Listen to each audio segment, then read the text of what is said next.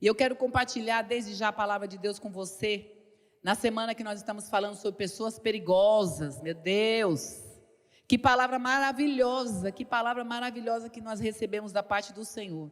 Nesses dias maus, nesses dias de mensagens fraudulentas, de fake news, de tentativa de burlar a verdade, de enganar e falar o que é mentira, e através da mentira trazer o medo, o pânico, e através do medo e do pânico, uma grande mídia, infelizmente, não é toda ela, né? Uma mínima parte não faz isso, mas a maioria fazendo isso, ela está fazendo com que as pessoas sejam colocadas em cabrestos, dentro de casa, com medrosas. Aí quando fala qualquer coisa para fazer, as pessoas vão lá e fazem.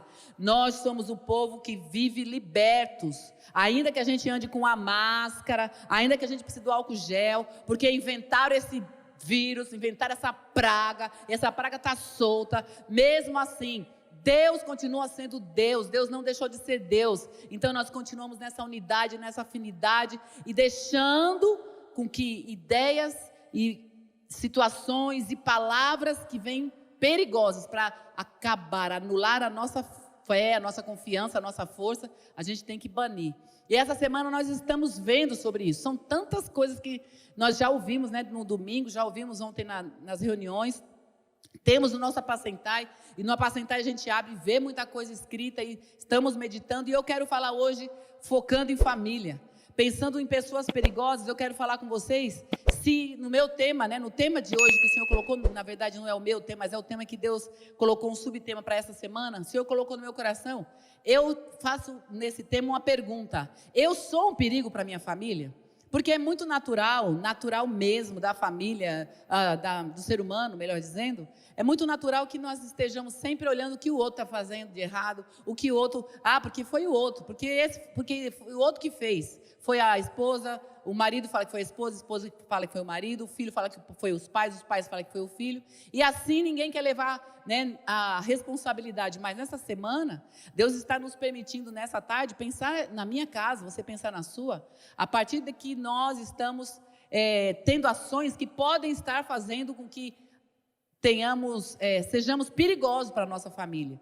E eu perguntando isso, o texto que nós vamos embasar, que já estamos recebendo de Deus desde de domingo, é a palavra em Josué.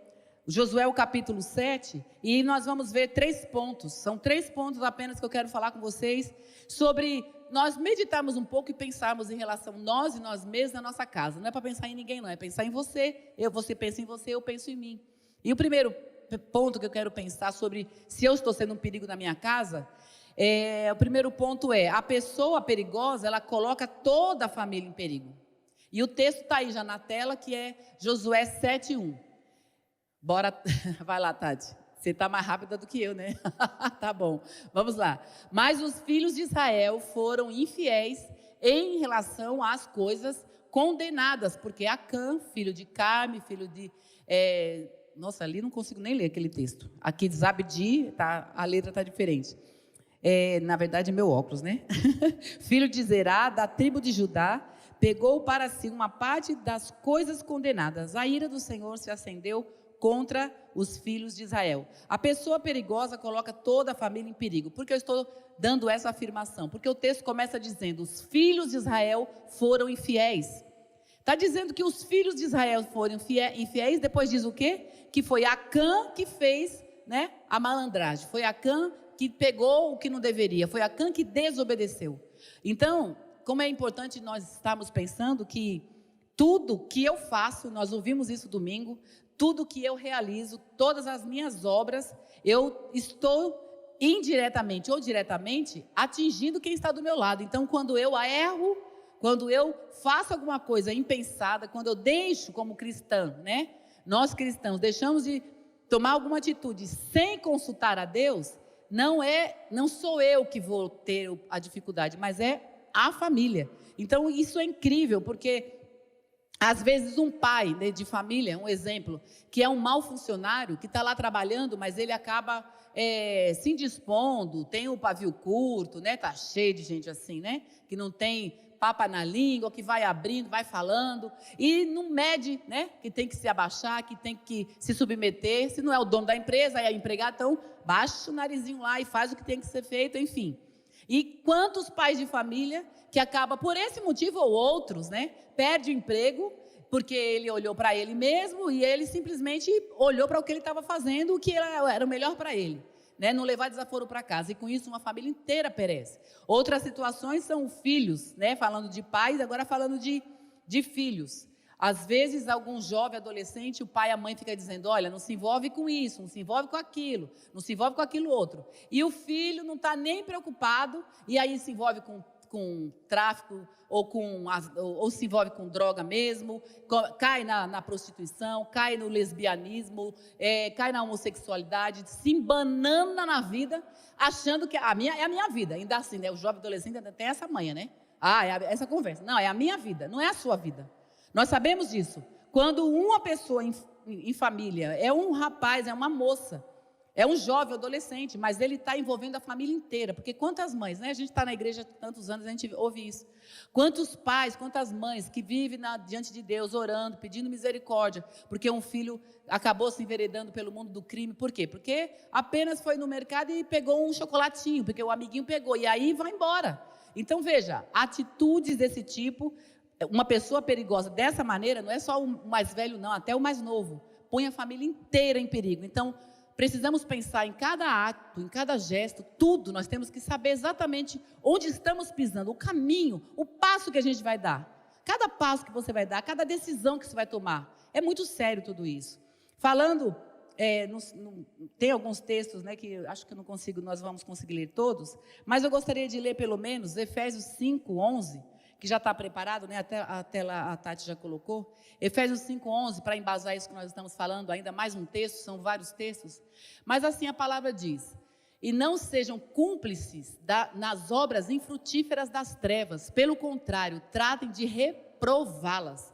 Então, além de nós não fazermos, nós temos que ficar longe disso.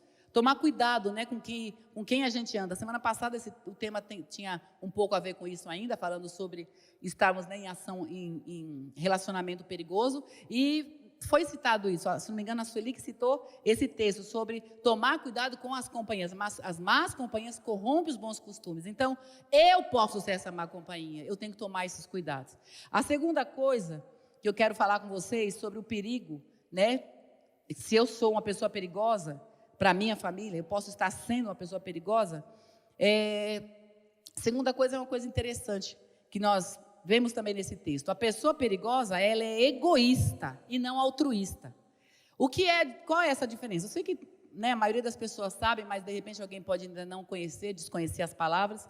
O egoísta, ele olha para si, né, falando a grosso modo, num português bem simples, é a pessoa que olha para o próprio umbigo. Ela está olhando para o gosto dela, o prazer dela, a vontade dela, o jeito dela. O resto é resto.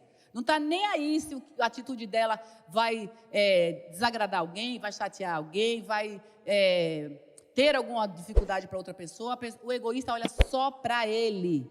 O mundo tem que girar na órbita dele. E é assim que é uma pessoa perigosa. E o altruísta, que é o contrário do egoísta, é a pessoa que sempre vai fazer olhando para os outros. Tudo que faz, pensa no outro. Sabe aquela história bem básica, isso que eu vou contar, essa historinha bem simples, mas retrata bastante. Aquela hora que está todo mundo comendo uma coisa gostosa, né? Pedaços de bolo ou algum bolo, sei lá, alguma coisa boa no prato, e cada um vai pegando um pedacinho. Todo mundo vai pegando um pedacinho. Sobra o último lá. Quem é que vai pegar o último? Já viram isso? Já passaram por isso? É interessante. O egoísta, ele fica lá pensando assim, eu é que vou pegar porque eu mereço. Ele pode nem pensar, mas isso está internalizado nele. Já o que é altruísta, ele está até com vontade, às vezes todo mundo pegou 2, ele pegou só 1, mas o altruísta não vai pegar dentro do direito dele, ele teria o direito de pegar 2, mas o altruísta fala, não vou pegar porque alguém pode querer pegar. Então, há diferença muito grande. E aqui a gente olha nesse texto que a pessoa perigosa, ela é egoísta e não altruísta, e está isso nos versículos 20 e 21, que fala a respeito do que foi que Acã fez. Olha só, Acã estava perguntaram para ele o que foi que ele fez, e aí ele responde: é verdade, eu pequei contra o Senhor, contra o Deus de Israel, fiz assim e assim. Quando vi entre o despojo uma boa capa babilônica, uns 2,5 quilos de prata e uma barra de ouro pesando mais de meio quilo, coloquei essas coisas, cobicei essas coisas, Tati, vai ter que trocar a letrinha para mim, tá difícil ali. Cobicei essas coisas e as peguei para mim, e eis que estão escondidas na terra, no meio da minha tenda, e a prata por baixo. Veja bem, ele achou legal a capa, ele achou bacana os quilos de prata, a barra de ouro, e ele gostou e pegou para ele, simples assim. Mas havia uma ordem, Deus já tinha falado, não é para ficar com nada. E Acã sabia que desobedecer a Deus tem consequência. Ele pensou em alguém? Ele foi altruísta? Não.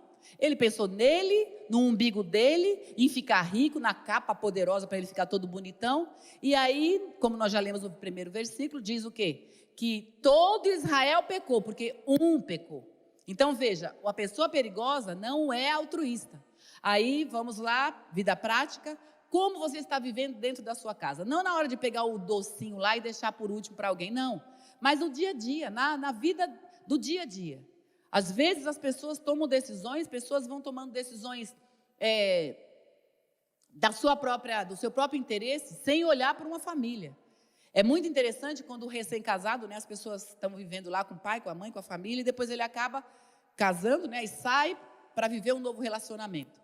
Esse rapaz ou essa moça que foi criado, acostumado a ter tudo na mão, acostumado a ter o prato feito na mesa, a mãe dava, colocava tudo. Quando esse rapaz se casa, a moça, ela não tem essa obrigação de ir lá fazer o prato, pôr tudo direitinho e servir na mesa. Precisa haver uma conversa, precisa haver um acordo. Como que nós vamos viver agora? Como vai ser? É um novo relacionamento. A mesma coisa a moça. Está acostumada, casada, de repente é filha única ou não, e os pais teve uma boa condição, dava tudo que ela queria, mas casou, eu quero aquilo, e o rapaz quer outra, está precisando de uma coisa e o rapaz precisando da outra. Ela tem que ser o que você quer? Não. Mudou o relacionamento, mudou a casa, mudou a configuração familiar. Você era filha, agora você é esposa. Você era filho, agora é marido. Então tem que ter todo um remanejamento emocional, uma nova maneira de pensar, de tratar com as coisas, para não ser egoísta, para ser altruísta. E a Bíblia fala, que o amor não busca seus próprios interesses. Tem um amor meio estranho por aí sendo pregado. Mas deixa para lá, vamos agora para o terceiro ponto e último. Nós estamos falando sobre a pessoa perigosa, se eu sou, vamos lembrar disso. Será que eu estou sendo essa pessoa perigosa para a minha casa? O terceiro ponto que eu quero ver com vocês, se nós somos, você averiguando a sua própria vida, eu a minha própria, a pessoa perigosa, ela não é uma pessoa de confiança, não é uma pessoa confiável. E esse texto está no versículo 11. Versículo 11, eu vou ler aqui porque aí eu não fico sem conseguir, Versículo 11 diz assim: Israel pecou, quebraram minha aliança, aquilo que eu lhes havia ordenado, pois tomaram as coisas condenadas, furtaram, mentiram e até debaixo da sua bagagem o puseram.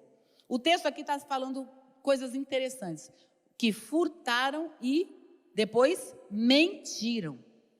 Olha, pessoa que mente, que tem coragem de roubar, alguma coisa a gente está pensando aqui assim, poxa, mas nós não roubamos nada, a gente não rouba.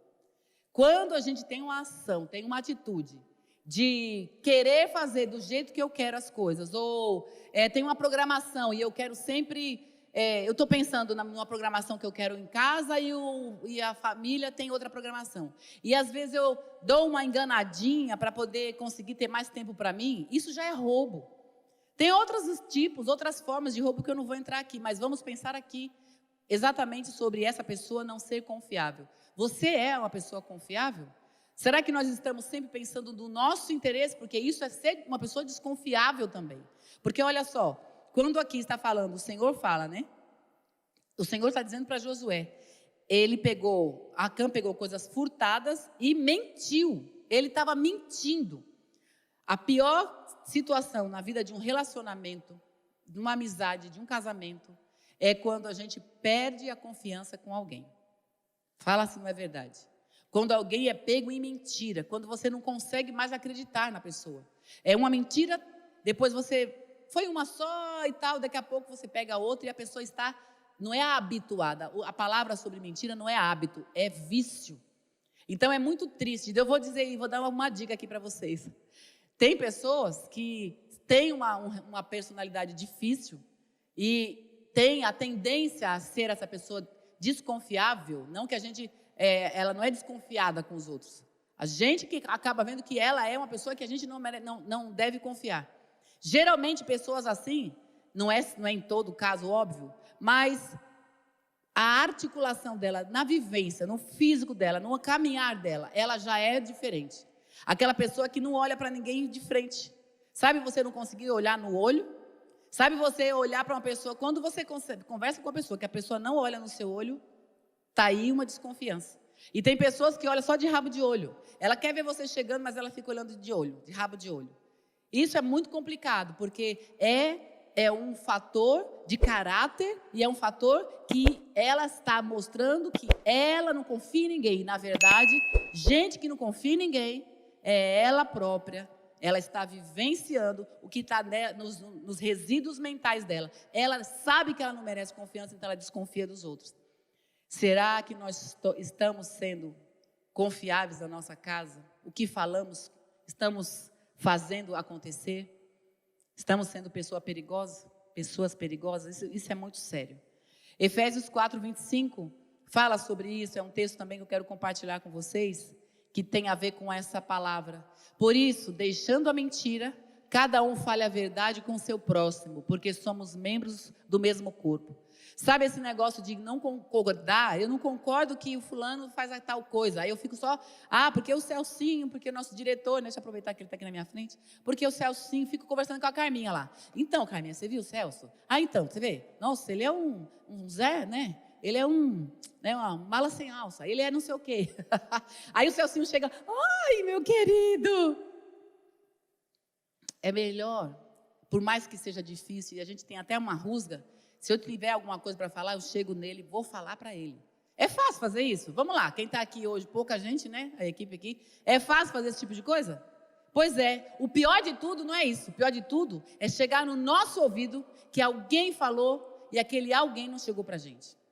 Então, se você não quer que isso aconteça com você, não deixe que aconteça com o outro. Vá lá e vamos ser aqueles que falam verdade, aqueles que chegam, que é muito melhor, porque nós somos membros uns dos outros. Tem aquele dia que você não está bem, é melhor dizer assim, em vez de ficar com a cara fechada e falar, gente, desculpa, hoje eu não estou legal. Pronto, simples assim. Que coisa boa. Bom, eu quero encerrar falando sobre 6 coisas que o Senhor odeia e a 7ª que Ele detesta. Eu falo com a boca muito, muito, muito, muito cheia, porque alguém fala assim, mas Deus odeia? Está na Bíblia. Está na Bíblia. E o que Deus odeia? Obras da carne, obras que são fedidas, são fétidas. Diante de Deus não são boas. E de 6 coisas que Ele odeia, e a 7ª, deixa eu pôr o texto aqui, a 7ª, Ele detesta. Pensa, Deus odeia e Deus detesta. Mas no coração de Deus, Deus não é amor. Deus pode ter esses sentimentos, pois é, em relação àquilo que não procede dele, Ele se levanta contra. Então nós como igreja, não temos que ficar só apontando o dedo, julgando ninguém não. Mas a gente tem que olhar para nós. Será que alguma dessas coisas, Deus está olhando para mim e detestando? E odiando? Vamos pensar. A primeira coisa, vamos lá. Versículo 16 diz, 6 coisas o Senhor, Deus odeia e a 7ª, a sua alma detesta. Olhos cheios de orgulho, língua mentirosa, mãos que derramam sangue inocente, coração que faz planos perversos, pés que se apressam a fazer o mal, testemunha falsa que profere mentiras, e o que semeia contenda entre irmãos. São vários e vários que nós poderíamos pegar a Bíblia aqui, já apresentamos alguns para falar sobre o que é ser uma pessoa perigosa. Mas aqui tem uma lista. 7 ações, 7 atitudes, que só Deus para ter misericórdia de nós. Eu não quero estar no meio dessa lista, não quero que nada disso esteja em mim. E eu acredito que você também não. Então vamos orar para que Deus nos ajude. Pai, nós oramos nesse momento, porque a tua misericórdia, Deus, é a causa de não sermos consumidos. Certamente uma dessas coisas, se não está em nós, pode ter passado por nós, ou pode fazer parte da nossa convivência, e que se a gente não perceber, nós acabamos entrando, nos enveredando por essas situações também. Pai, nos ajuda para perdermos, se tivermos, Deus, os nossos olhos cheios de orgulho. Tira isso de nós, Pai, cada dia, não é hoje, é sempre. Ajuda, Deus, se tem alguém aqui que tem o vício da língua mentirosa. Pai, tem misericórdia de pessoas que derramam sangue inocente esses dias, como isso tem acontecido. Pai, nos ajuda para que o nosso coração não faça planos perversos, planos pensando em mal, no mal do próximo. Nos ajude a não ter pés que se apressam para fazer esse mal. Pai, nos ajuda para não sermos testemunhas falsas, que vivem falando mentira. Isso é perigoso, Pai, isso acaba com relacionamento, acaba, Deus eterno, com instituições, acaba com família. Deus, que o Senhor nos cubra para que não sejamos essa pessoa que o Senhor abomina, que o Senhor detesta. Uma pessoa, Deus, que semeia discórdia no meio da família, no meio dos irmãos. Pai, eu peço perdão nessa tarde pela nossa igreja, pela nossa irmandade, por cada pessoa que está ouvindo, Deus, essa palavra, e que nós sejamos, ó Deus, retirados, Deus, dessa situação, Pai, de sermos pessoas perigosas. Se em alguma área nós nem entramos totalmente, mas se nós apenas esbarramos, nos perdoa e nos faz de novo, Senhor, nos renova, em nome de Jesus, em nome de Jesus.